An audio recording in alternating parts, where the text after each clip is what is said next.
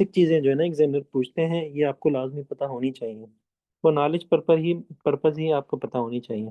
So how you define the dialysis?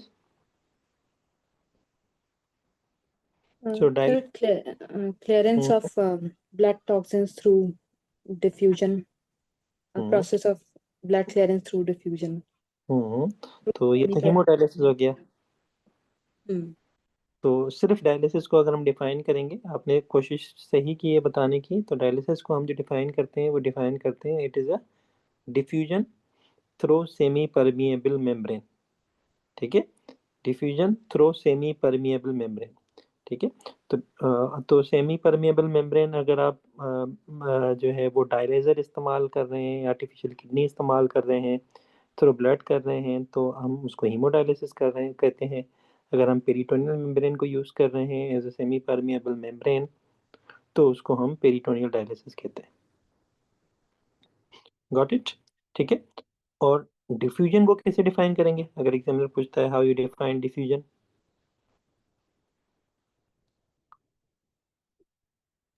Movement of solutes from higher concentration to lower concentration.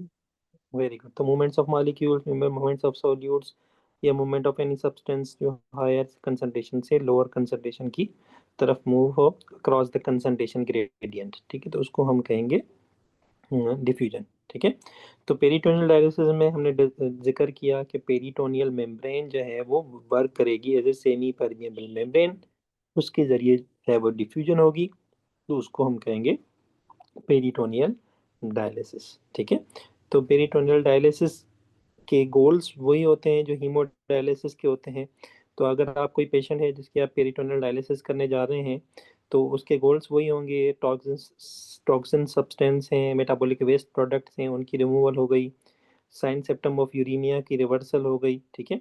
Fluid balance हो गया, electrolyte balance हो गया, और जो है क्वालिटी ऑफ लाइफ पेशेंट्स की जो है वो इम्प्रूव हो।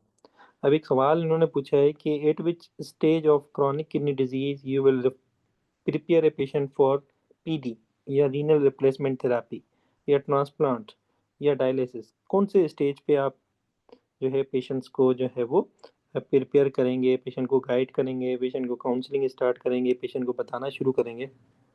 सर स्टेज 4 पर हम जो है वो काउंसलिंग शुरू करते हैं। यस, तो स्टेज 4 में जीएफआर कितना होगा? Less than 30। Very good. तो लेस देन 30 पे हमें जो है वो काउंसलिंग स्टार्ट कर देनी है। मतलब हमें जो है वो उनको ऑप्शंस बताने हैं रीनल रिप्लेसमेंट थेरापी के। फिर डिपेंड किस पे करेगा, विच मॉडलिटी टू चूज, वो किस पे डिपेंड पेशेंट। करेगा?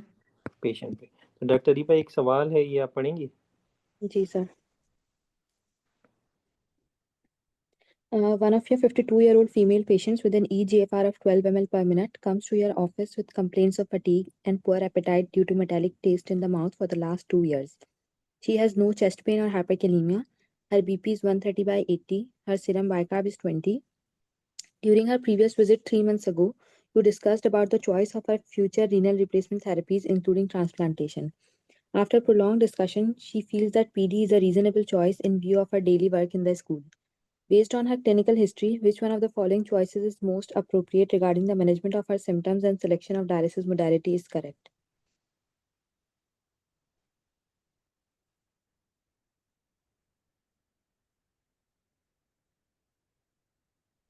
Admit to hospital and start HD with a CVC and then start PD. Tell her that she would receive in-center HD once acute HD treatment is over. Admit to hospital and place a PD catheter and then train her for continuous ambulatory PD with small volume exchange initially. Change her diet and increase her bicarb to 1350 mg every 8 hourly. Tell her that she may not need any renal replacement therapy until her GFR falls to 7. Sir, C होगा. Yes. Admit and place PD catheter. जी, क्योंकि patient की choice पे भी depend करता है। ठीक है। तो हमें पेशेंट की विलिंगनेस भी लेनी है एट द स्टेज 4। जब भी स्टेज 4 शुरू होगा तो हमें विलिंगनेस भी लेनी है। डॉक्टर दीपा ने बिल्कुल ठीक बताया। तो आइडियल कैंडिडेट्स कौन से होते हैं पेरिटोनियल डायलिसिस के?